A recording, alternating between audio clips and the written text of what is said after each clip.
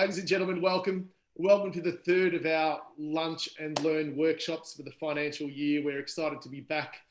And this is on the, again, feedback from a lot of different firms that we've been working with to just provide some extra layers of information. So it's great to be back. Welcome to all of you guys back as well that are joining us. Again, if you've joined us and you didn't hear me say this before, I apologies for what happened last week. We had a few issues with technology, but we are back, which is fantastic. And it's good to have all you guys. My name is Paul Jantz, if you don't know who I am, and we're here thanks to Professional Partners Education and our friends at Hall Chadwick. Now, big shout out, there's a reason why all this sort of comes together, and I always do this because I know she probably doesn't get enough recognition, but a big shout out to Danny Morrison. Again, you've been invited today as friends of Professional Partners Education or Hall Chadwick. And again, you probably attended one of our lunches in Melbourne, Sydney, Brisbane, where we're just taking our relationship to the next level. And probably we introduced these sessions probably, I think, in July or August. I can't remember myself even. And it's just to provide, again, a quick little update to what we're doing, what we're learning, and how we can provide that information back to you guys with all the firms we do work with as a part of our Professional Partners Education Network. The good part is, though, this is also about your team. So if you guys are partners listening to this, please know you've got the ability to then extend this out to your teams as well. So they can learn, there's CPD points you can claim. And ideally, look, we don't want to be on these sort of things for too long. Hopefully we'll only take up 35 to 40 minutes of your time, but hopefully there's plenty of learning involved in that time as well. Now, today we're going to talk about how voluntary administration can save your client's business and retain your clients. So it's a really important one. Some of the topics we're going to talk about is what is a VA, what's a deed of company arrangement or a DOCA, dealing with the ATO. So how do you deal with the ATO during and after a VA process or a DOCA? What's some of the tax losses after a DOCA? Important topic, and how we sort of mentioned this one before, but how VA works with DPNs, personal guarantees. We'll talk about the importance of a VA before it's too late. And that's one of the great things that we do with Professional Partners Education is to work with our firms to probably, and this sort of started off in our first Learn and Lunch, where we had one of our partners, Kathleen Voris from our Sydney office, talk about the distress signals. How do we actually educate team members and other firms in our network to look for those distress signs?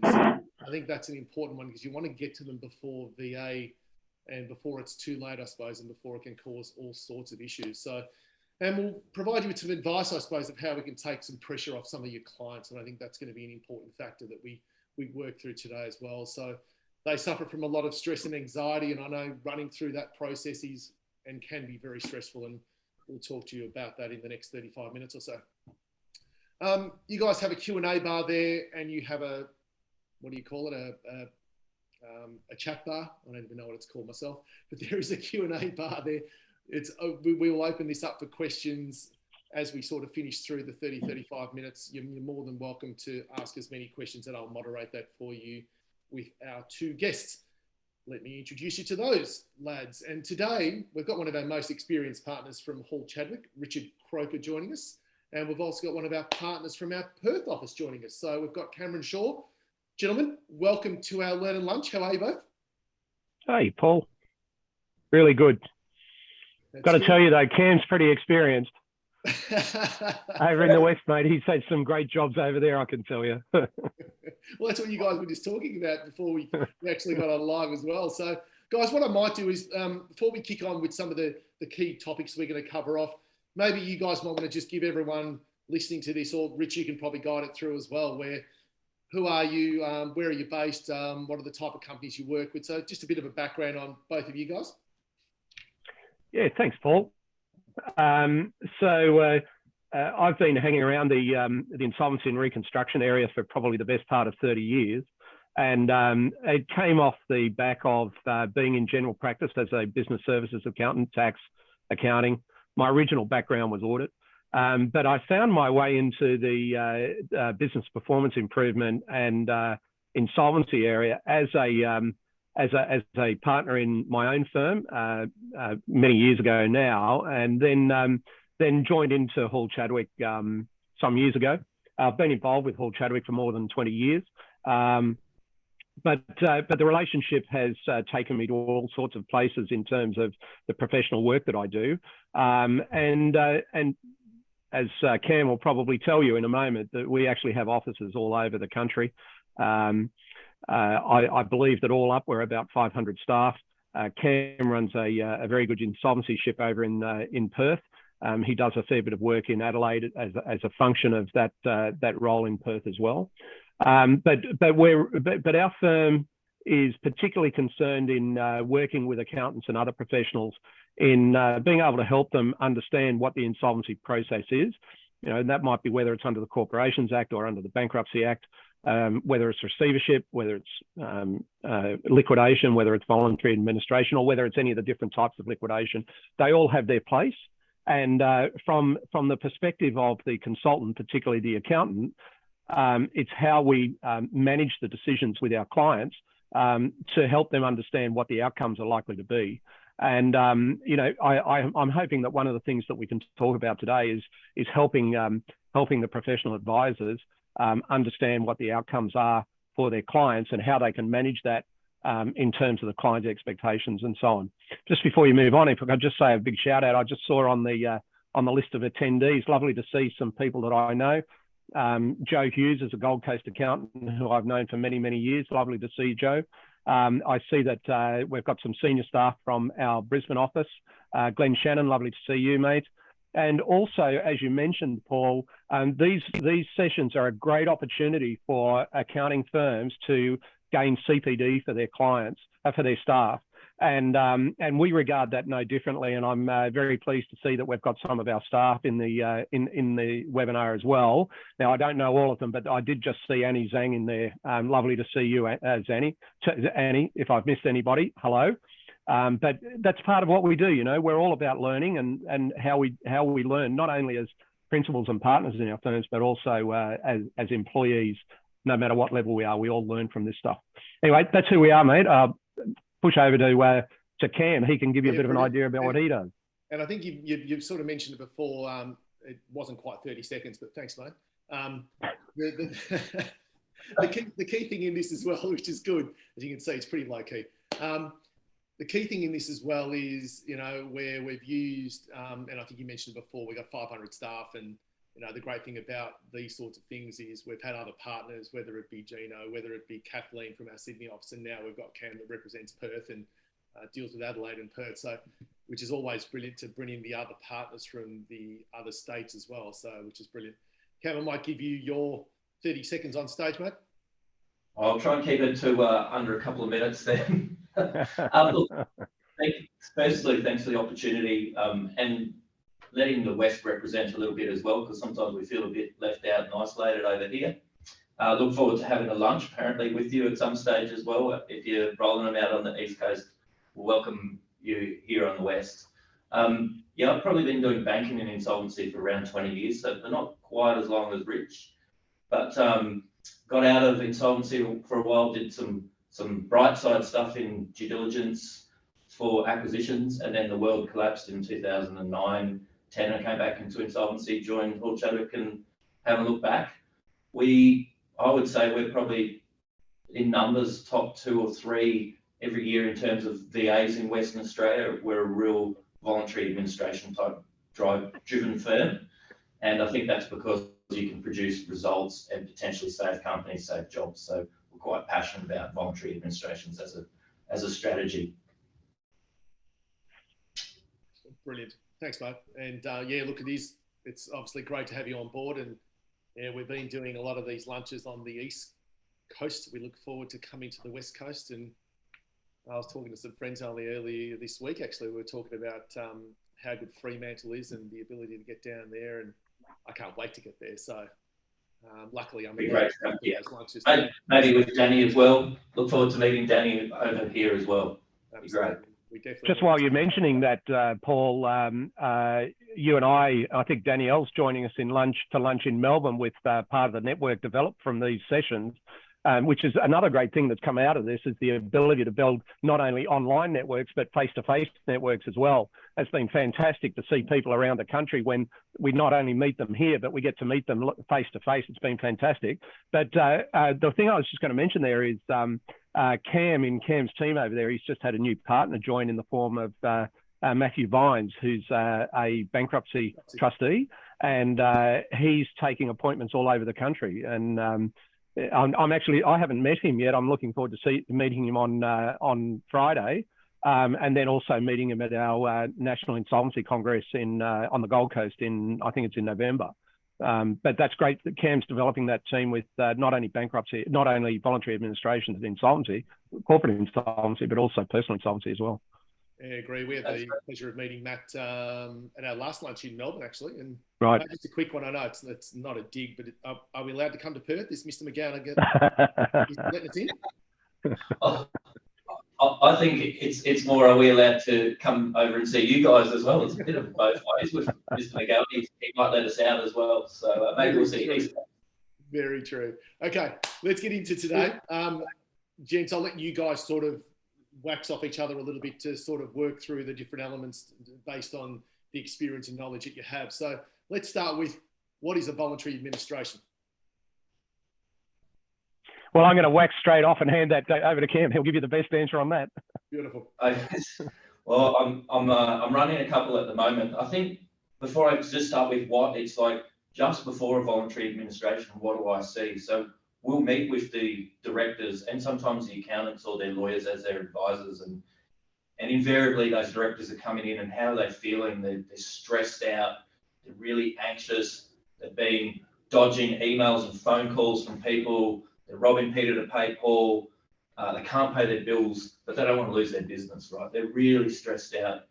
And everyone thinks that voluntary administration is really about money, but I actually think it's about time. It's about releasing the pressure valve, giving time, and then having someone like myself or another insolvency practitioner to just assist, a bit of a steady in hand and just help walk them through that stressful process.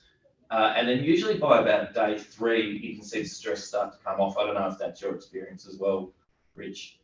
Definitely. Yeah. Sorry, Cam.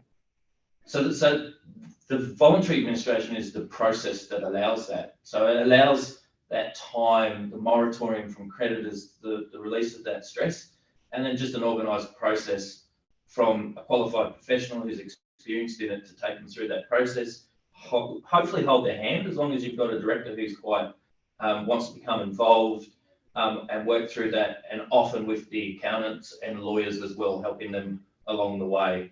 And it's the process. So you want me to just talk a little bit about the process, guys, and then so that process will be coming in, taking control of the company's assets, valuing those assets, having a look at the business, doing some cash flows. And I think that's really important because I'm talking to 20 odd accountants here today, 30 odd accountants, and getting involved with the accountant to say, right, can we build a cash flow and can we see how this business is going to trade over the next 4 to 8 weeks, and then maybe thereafter. And the accountant will know the business a lot better than I will because I'm coming in blind.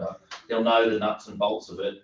And in fact, I'm training one at the moment where we're paying the accountant to come in and help us prepare and manage that cash flow, which I think is a really good integrative approach. So once we understand how that business is going to run, we'll start developing potentially a docker, which we'll get into later with the directors. So we'll hold their hands with that docker, and then we'll write a report about it. Now that report will also talk about things like insolvent trading, preferences and things like that, which is important, which we'll talk about in the docker, because the docker can help alleviate some of those issues from the director's point of view. We'll then get to the creditors meeting, and we're going to have a little vote at the creditors meeting. So at the creditors meeting, we then have some voting, and it's really important again for accountants and lawyers to get involved in that process and assist the director through that. And Rich, you would have been through a lot of times around, because I'm not allowed to solicit for proxies, but where the advisors are going and assisting the director to get those proxies is a very important part of the process. So I might pass over to you on that one. Yeah. Look, yeah, that's right. So it's not only about having the support of the director and the employees to work through, but it's also the support of the creditors. And the support of the creditors comes through either their attendance at the creditors' meetings relating to the deed of company arrangement or DOCA, or it comes through the proxies that they provide to people that they know, or to the chairman of the meeting, either in support or against the proposal that's being put up. And, typically, for example, although we don't see a lot of tax office winding up applications at the moment, we do see a lot of cases where tax office is involved in proposals for deeds of company arrangement.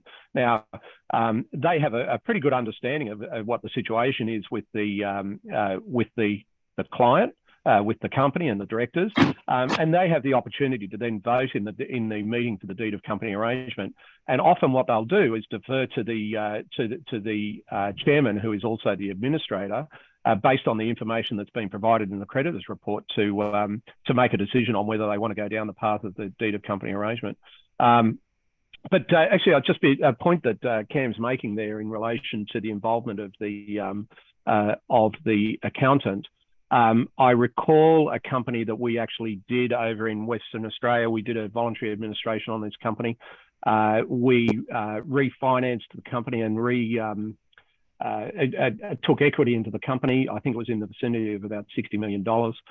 These guys were a mining services company. They went into a deed of company arrangement, and it was through the involvement and the relationship of the accountant and the lawyers and the advisors around these guys. By the way, they were a listed company, but it was through the involvement of the professional advisors alongside the administrators that allowed us to get it through to, not only allowed us to get it through to the company deed of company arrangement, but allowed us to put in place the funding that was required to rescue this company. So don't underestimate the role of the accountants. And the other thing, if I could just mention before we go too far down this path, is one of the most important decisions is what actual vehicle of insolvency you use when you're looking at a company in distress.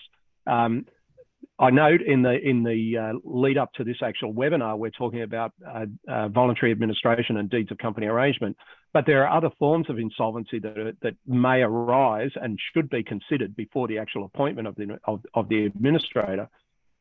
For example, one of the things that we're seeing in Queensland, and I suspect it's happening around the country as well, we've seen a substantial number of building companies falling over. And these are quite large companies, and the decisions, I know we've done this in a couple of our cases as well, is we make the decision to appoint a creditor's voluntary liquidator instead of appointing a voluntary administrator for tactical and strategic purposes. So that is a discussion that has to occur with the accountant before you make the appointment also. Yeah, look, I like the fact that you guys just covered quite a few things there, but what you mentioned there is how you work with other firms as well, and how you're training them, and how the firms online can actually start helping their clients as well. So while you cover the administration process, the voting process, but you also spoke about from those cash flows can be so important, and integrating the services because they know the client as well, how they can work with you, which is brilliant. You spoke about the DOCA, which I think is probably really important to get into now in terms of the deed of company arrangement. Maybe, guys, let's talk about the flexibility, the administration, how you exit, and again, how a firm that's listening can help as well. Well, the deed of company arrangement is basically the bargain that is developed between the creditors and the company. And the bargain is voted on at the second meeting of creditors. And the creditors have a chance to understand what is being proposed by the director and the company to rescue the company. And then out of that, they have the chance to vote on whether to accept it or whether not to accept it. And if it's accepted, and there's rules around how it's accepted, if it's accepted, then the company moves to the deed of company arrangement. From an administrator's point of view, he changes his hat from being a voluntary administrator to a deed administrator. And from his point of view, he wants to have a pretty tough bargain in terms of the tightness of the the terms in which the bargain has been created. So he tries to create something with very little flexibility because they're the terms on which this thing has been negotiated. But the reality is that it never works out that way. There always needs to be some flexibility. Whereas the process of voluntary administration from a legal perspective can be quite inflexible. So meeting dates, the way it has to occur, the voting rights, or the entitlements of the various people involved in the voluntary administration. When it comes to what we have to do at a practical level, there needs to be flexibility there, and that ultimately becomes the same thing in the deed of company arrangement. As much as we would like to have it as tight as we possibly can, inevitably there's going to be some flexibility. Now, the person who oversees that flexibility is the deed administrator, but the other person that needs to be involved in that flexibility has to be the accountant, because assuming that the accountant retains the role moving forward, which we encourage, assuming the accountant retains the role of accountant going forward, it's he who effectively, depending on the company, I guess, but he's involved in the negotiation of the flexibility, and then he is a participant in how that flexibility is applied. And I'll give you, for instance, the deed of company arrangement may require the company to provide financial statements every month or every quarter. And for some reason, those financial statements can't be provided, or there might be covenants within the provision of that have to be complied with that for one reason or another they're not being complied with. So those are the things where an administrator, a deed administrator, has to come back to the advisors and say, look, why has this occurred and what are we going to do about it? If ultimately it can't be resolved, there's only one outcome, which is that the deed will fail and the company will go to liquidation. But if the flexibility is sufficient to be able to negotiate an outcome that is satisfactory to the deed administrator, which is ultimately satisfactory to the creditors, then that's what happens with the accountant to be able to, negotiate that situation and get a result so that the deed can continue. Cam, anything you want to add to that, mate? Yeah, I think the main flexibility that you can build in is at the start when you're actually, because the deed of company arrangement is a contract. I like the word bargain, but it's a contract that formalises that bargain. I think bargain's a really good terminology, so thanks, Rich.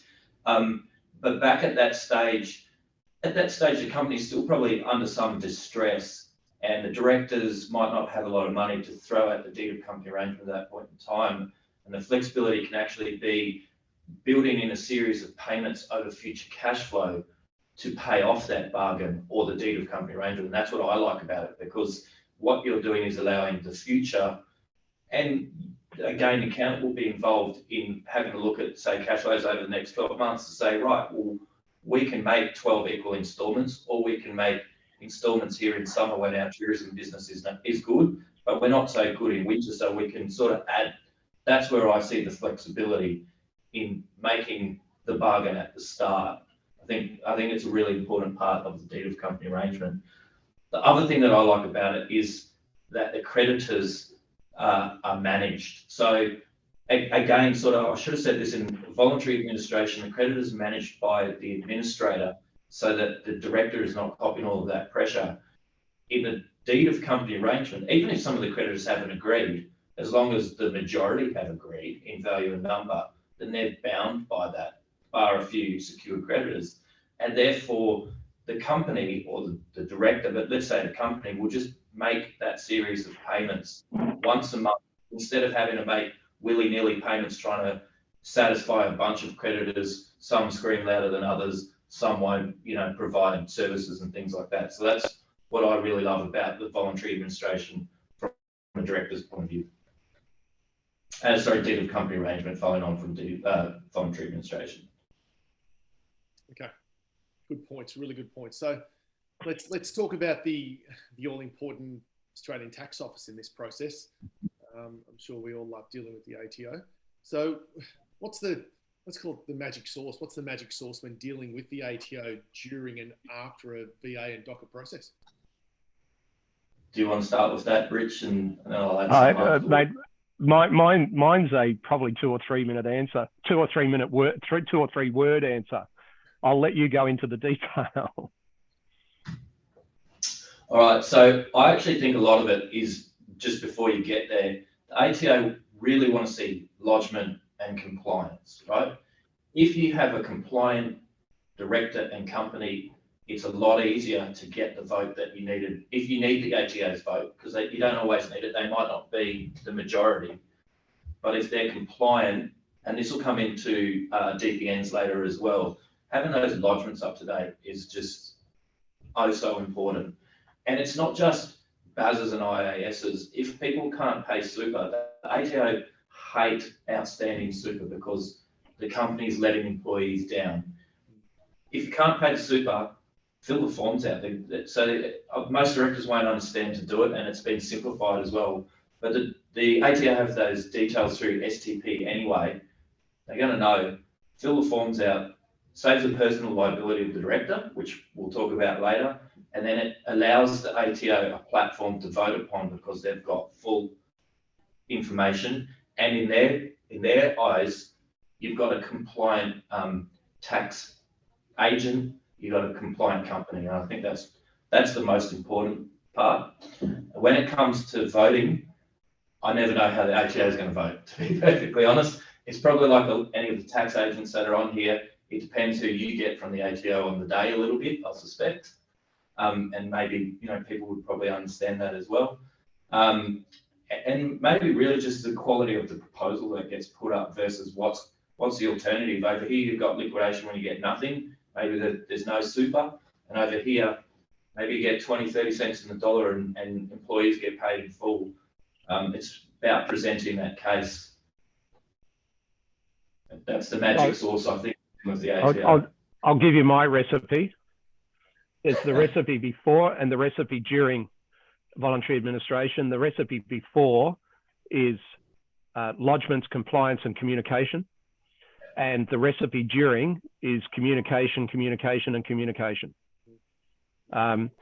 You've got to be, if they are a majority creditor, like the bank, you've got to be talking to the ATO. And, they will always tell you, you make your own decisions. They may not give you the answer you want to hear. In actual fact, they may not give you the answer at all. They may give you no answer. But if you're lodged, you're compliant, and you're telling them what you're doing, that's a very, very good start. And this is, I've actually raised this before, but there is a document that exists at the ATO called the Australian Taxation Office Receivables Policy. And those are the main issues: compliance, lodgement, and communication. And then post-administration, communication. I had a case here last year or the year before where we went, the company went into voluntary administration. It was a well-respected director who was the director of this particular company. He made sure that all his lodgements were done beforehand. He was compliant in everything he needed to be, and he was talking with the tax office. But the tax office would not tell him what their intentions were, nor do they need to, by the way, but they would not tell him what their intentions were. It was a substantial amount of money. There were broader assets that needed to be considered, not just the assets of the company itself, but the assets of the director, consequent upon the director's loans that existed in the company, things like that. And then during the voluntary administration, he was told on a number of occasions that, look, I don't think this is going to get over the line. And he worked with his accountants, he worked with his lawyers, and presented again and communicated, and right through to the end. And we were involved in that as administrators as well, advising the tax office on how we thought it would work out. And at the end of the day, the creditors meeting came along, and the tax office were there, and they voted in favour of the proposal. And to this day, that company's continuing on happily ever after. And that comes down to those things. Yeah, I think one of the key things that came out of Kathleen as well in sort of one of our earlier sessions was communication. As you said, communication. So if you can continue to communicate with the ATO and lodgements are up to date, that was a consistent message that I heard a couple of months ago. I think even the very last lodgement is very important. So let's say you go through and the voluntary administration, it's going to be read, it's going to be on the 30th of September or something like that. You've got a 1 in 90 chance, right? I think even getting that last half lodgement is very important as well. And that's also important because if it stays outstanding for more than 3 months, then you automatically get a lockdown provision on that as well. So just the importance of lodgement and just educating clients in terms of that as well. So I'm not saying that it's easy for accountants you can't force your clients to lodge. I completely understand that. And continually discussing with accountants about, my clients just come in for 3 years worth of lodgements and things like that. So we get that it's not the accountant's fault. You can't leave that horse to drink. You can't force it to drink. You can lead it to water. But just educating them on the importance of lodgement. And when you talk to them about their own personal liability, sometimes it just gives them that little bit of extra incentive to get it done, I think. Guys, let's talk about tax losses after a DOCA. What are the tax losses that can be claimed after a DOCA? This is an interesting one, and I would say at the end of the day, you might need to get specialist tax advice in each time, because quite often people come into me and they say, we want to do a voluntary administration because we want to preserve those tax losses. But by the way, we only want to pay creditors 5 cents in the dollar or 10 cents in the dollar. That's very common in the initial conversation that I'd have. And I'd be like, well, that's fine. But some of those tax losses that you're looking at are built on accruals where you've already claimed all of the GST and those losses on stuff that you're now not going to pay because you're only going to pay 5 or 10 cents in the dollar. So I start with a rule of thumb that says this: if you only pay 10 cents in the dollar to your creditors, then you're probably going to lose, logically, 90% of those tax losses, certainly that relate to that.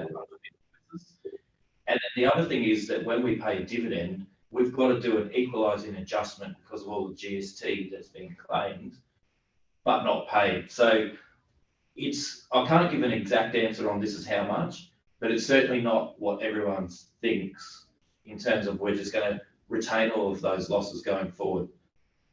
Let's say you were going to pay 50 cents in the dollar though, then you might preserve a substantial amount of those tax losses in that company going forward. And that's a real advantage for tax planning going forward in that company, because that company is going to start off with not a lot of liabilities. It's going to have a very clean balance sheet, but it's going to have a whole lot of tax losses available to it to do some tax planning with their accountants going forward. So I think it's a real advantage depending on the size of those losses and what can be retained. Can I just add to that? It's not only the losses in the company that need to be considered and tax effect of the deed of company arrangement, but there are also issues relating to Division 7A for the directors themselves. So just because a company goes into liquidation doesn't write off the money that is owed by a director back to the company in liquidation, and the consequent Division 7A issues resulting from that also need to be considered when you're considering the overall impact of a deed of company arrangement and also of a liquidation. But a lot of that can actually be pre-planned. Part of the decision making of the accountant when they're recommending to their client that, look, we're going to have to look at an insolvency, a tax review is also a critical part of that, so that you can understand what the consequences are, as Cam has just talked about, in the event that we secure a successful deed of company arrangement. What are the tax consequences if we can't secure a deed of company arrangement, the company goes to liquidation? And then what are the tax consequences for the director in relation to interrelationships that exist, financial interrelationships that exist between the director and the company itself? Just by the way, I'd add another thing to that as well, and part of that review should also be personal guarantees, because that has there's a consideration that you have to have in relation to personal guarantees under a deed of company arrangement as well. Before we jump on to personal guarantees, you probably reminded me, Rich, about franking credits as well. Mm-hmm. So yep. I was once looking at it, doing a voluntary administration a few years ago with a tax accountant much smarter than me, which is probably not that hard to do. But he was able to get franking credits out to the director in the range of about 350 grand from the top of my mind, right? That 350,000 comes to director or family members because the franking credits flow through and provide a distribution out to the individuals. And they were then able to use that $350,000 to pay for a docker. So just from that smart, intuitive pre-planning being organised by that accountant certainly wasn't something that I'd thought about. They were then able to successfully implement and pay for a docker. And you know, you can just really see the value that accountants can add by understanding their client and doing that review. And I'm sure they would have paid, the clients would have happily paid twice their accountant's tax bills that time around. It's a very, very good point. Very good point. Mm. Now we've touched on DPNs. Let's look at that a little bit in more detail, and personal guarantees. How does it work under a VA with DPNs and personal guarantees? We know there's a lot of DPNs out there at the moment, so let's get into that. I might just start with DPNs, and then I'll maybe let Rich talk about personal guarantees, and we'll split that up a little bit. Sure. Look, at the moment, I'm anecdotally hearing that the ATO are ringing up accountants and saying, we've got DPNs coming to client XYZ. And in the last week, I've had a couple of what I would call mid-range DPNs, around $500,000 to $700,000, where they've expired. So they're there's two types of DPNs, which Kathleen would have talked about: the lockdown DPNs, which automatically attach to the individual 3 months after they should have been lodged. And then there's the 21 days where you receive a letter that says something like, you've got 21 days to pay, put it into VA, or liquidate the company. And if you don't, then that time frame is expired and it automatically attaches. So you really got to do something within that 21 days. If you don't, and even if you implement a payment plan, even though you're in the payment plan on day 22, it still attaches to you. So then, lo and behold, the company defaults on the payment plan 2 months down the track, you're still personally liable. So it's critical to go and seek advice in that 21-day period. And the other thing that I found out is that some of it's going to people's MyGov account, right? And so when it's coming through the tax portal or MyGov account or whatever, however you want to call it, I don't look at it myself. I suspect a lot of directors probably aren't aware of it. So maybe it's something that we all just got to have top of mind to say, look, are our clients checking their MyGov? Are they checking to see if they've got tax, any type of tax correspondence from the ATO?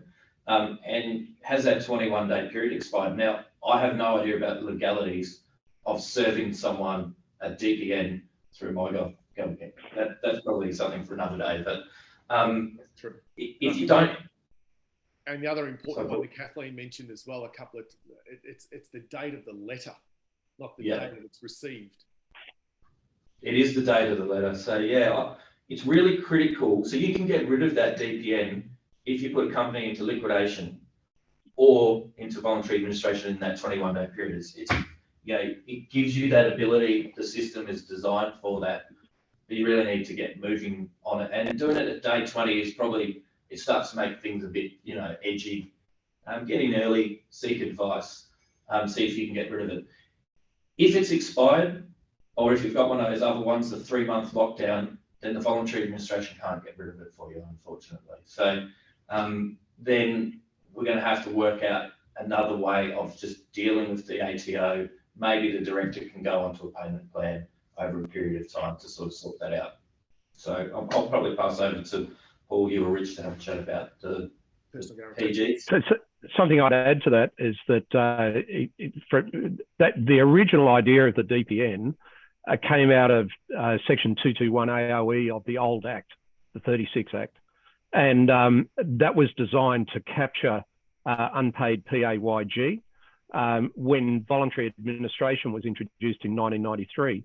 Now, over the years, the Commissioner has successfully developed that whole DPN process where it's not only covering unpaid PAYG, but it's now covering unpaid superannuation, it's now covering unpaid GST. So the provisions relating to DPN have been expanded so significantly that you now have to consider, or the director needs to consider, the overall implication of non-compliance for the lockdown, and the overall implication if he receives a DPN and doesn't do anything about it.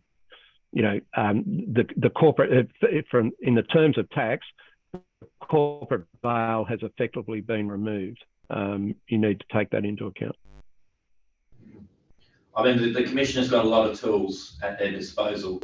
In saying that, they're a creditor that's on every job, let's face it, and they're usually one of the larger ones. But Commissioner certainly has, through garnishes and DPNs and the data analytics that they can run, collection of information from STP, you've just got so much more ability to understand a company and collect money than nearly every other creditor does with creditors.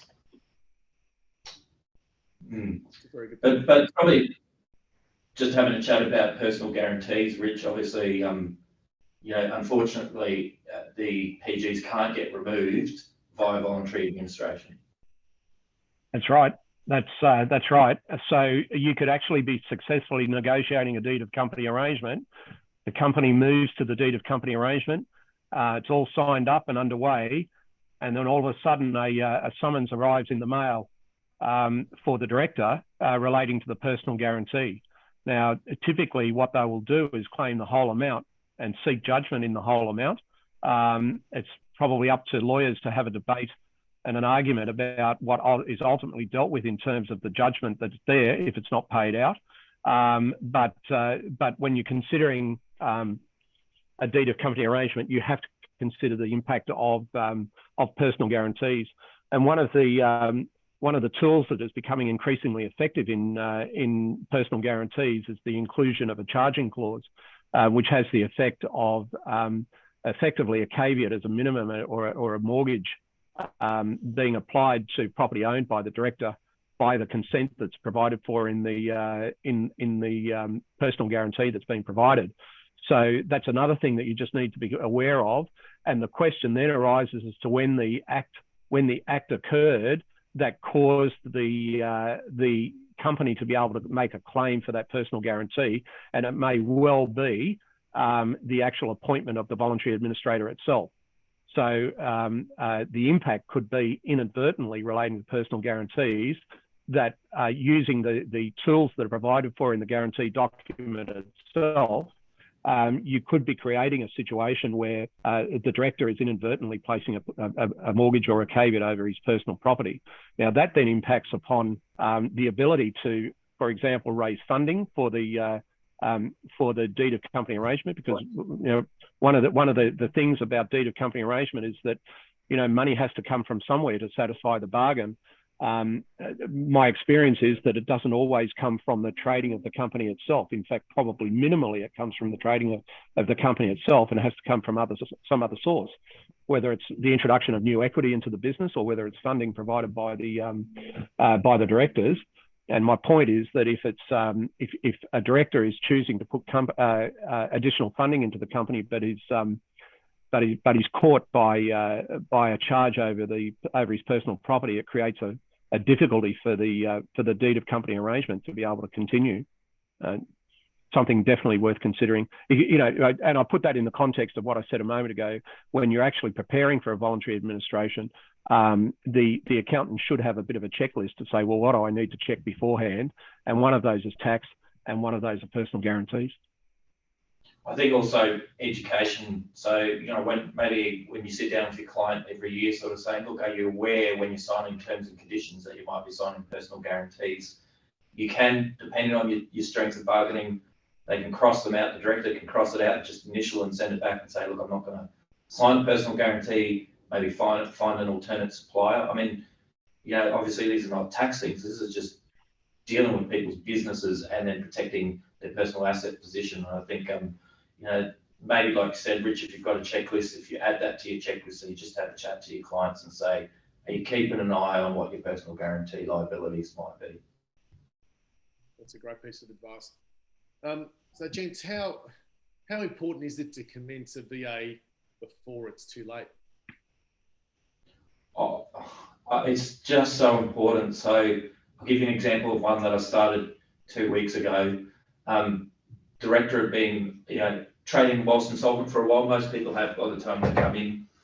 He's like, well, my other investor can't provide any further funding. I've got wages due on Thursday, I can't pay wages, how about I sign you in, Cam? And I'm like, well, that's all really good, but how am I going to pay wages on Thursday when there's no money in the company? So I think it's important to start early enough so that there's sufficient funds to trade a business. Maybe all of the assets are not fully hocked, they're not fully secured. We might be able to go and get debtor finance, for instance, if the debtors aren't, the debtors are of good quality. Maybe there's assets in the company which allows it to survive going forward.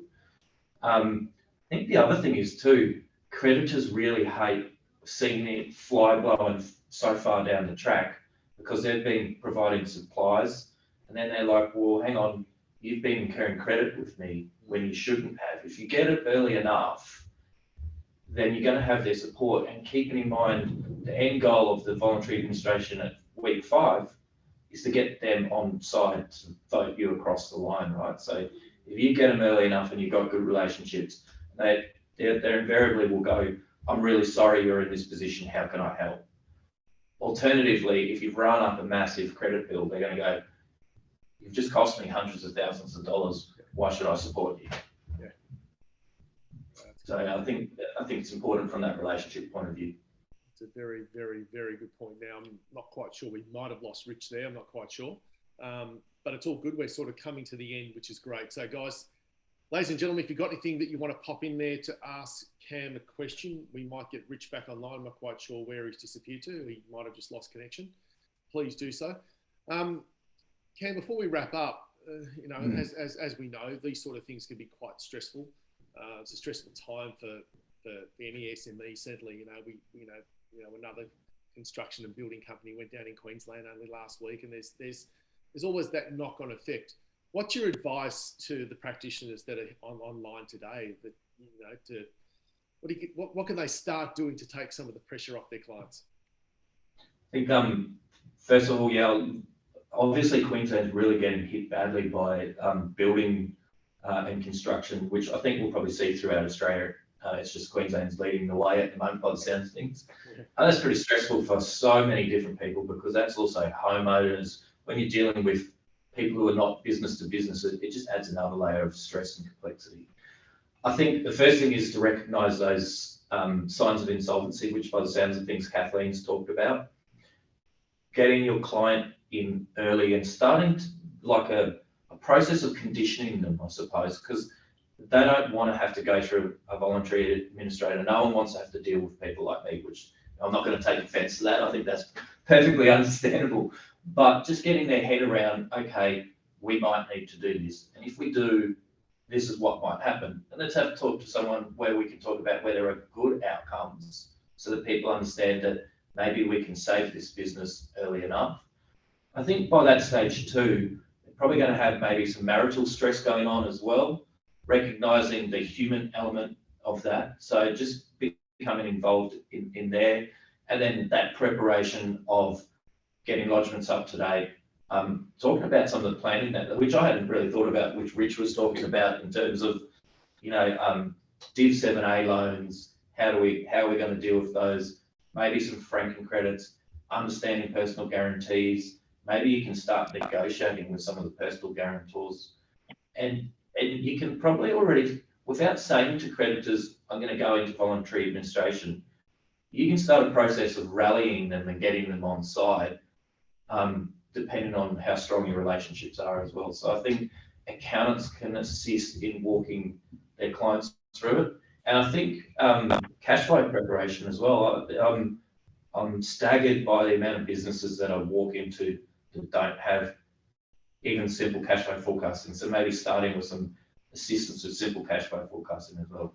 I do get it that at that stage, your client's probably cash strapped and wary of incurring additional costs. So it's a good point. And to add to that, Rich, good to have you back. To add to that as well, just, the signs of distress that Kathleen spoke about was obviously the most obvious one is tax debt. Had they defaulted on tax debt, that they defaulted on their payment plan, and communicating, lodgement on time. So there's the early signs that if you know that is in place, and I think that was one of the things that Danny had a bit of a framework as well that she was sharing with firms, that they're the early signs that if you know that that's going to happen and then suddenly they get hit with a DPN, well, it's going to be a little bit harder. And that's when they're the early distress signs that you need to be aware of if you're a practitioner out there talking to your clients. Just to add to what Cam said as well. Paul, I'd probably add to that checklist, by the way, and sorry, I think the gremlins just hit me again for a little bit, but back on deck now. The other thing to add to that checklist is staff, because staff are treated differently in liquidation than how they are treated in voluntary administration, and the consequence of that, particularly if a staff member takes the time to understand what the consequences of agreeing to a deed of company arrangement are, a staff member may actually prefer to have a liquidation scenario. And that's because of their ability to access their entitlements under a government scheme. Now, that's not of itself a reason to avoid voluntary administration. It's more a reason to make sure that the director, in planning for the deed of company arrangement and voluntary administration, takes into account the arrangements that they're going to have for their staff. If I could just go back to that company that we did over in that we did the voluntary administration and deed of company arrangement for over in WA, and Cam, if I could also pick on that building company that you guys did over there a couple of years ago as well. You have to have a bargain that works for the staff. If you don't have that, it will fail, because the staff simply won't agree to it. And generally, depending on the size of the company, part of that bargain is that the staff are paid their entitlements their entitlements are secured in a very quick time. Oh, look, I think, Rich, thanks for mentioning that company. I've been told it's only one of two building companies that size to come out through voluntary administration. So we're obviously ecstatic with the result. It's not all down to me. I think the directors had a very good relationship with their creditors and the staff. But we spent a lot of time during the voluntary administration working with the staff to keep them comfortable, because they were getting job offers, you could imagine, from their competitors and stuff like that, to try and keep them on board. But we won't retain everyone, but we retained the bulk of them, and they were able to kick on, and they're still going today, and they're back winning government work and things like that. So yeah, I think staff are absolutely crucial. Yeah, brilliant advice, brilliant stories, and the ability to be able to share that as well is fantastic. So thanks, guys. If there are any questions, please throw them in there before we look to wrap up. I'll give another 30 seconds or so if you've got any questions for either Cam or Rich. Otherwise, gentlemen, thank you. I'll continue to sort of look out for any questions that come through, but thanks for sharing your thoughts, your insights, your advice, your stories. Just absolutely brilliant. That's what this is about. Try and sort of feed our firms within our network some honest and open advice on all of this and how to treat this, because it's never easy when a client is going through this type of process. Let's quickly check. There's nothing there. Might look to wrap up then. So to all of you that have joined us today, thank you very much. Massive thank you. Again, these are built for you. So we do get a lot of feedback from a lot of different firms that, and that's why we continue to share this about the VA process. And we've got a heap of other ones coming up probably till the end of this year, to be fair. So please look out for them. If there's anything that obviously that we can help you with, please reach out and we'll definitely help you to help your client. That's probably the most important thing. With regards to professional partners education and my next Accountants Empire Masterclass is tomorrow, where I am chatting to the entrepreneurial accountant. It's David Kenny, one of our partners at Hall Chadwick. And we're going to, David's got a very, very broad type of level of experience and what we're going to talk about in terms of adding value to clients, to business advisory, to marketing, to what clients really want, down to capital raising.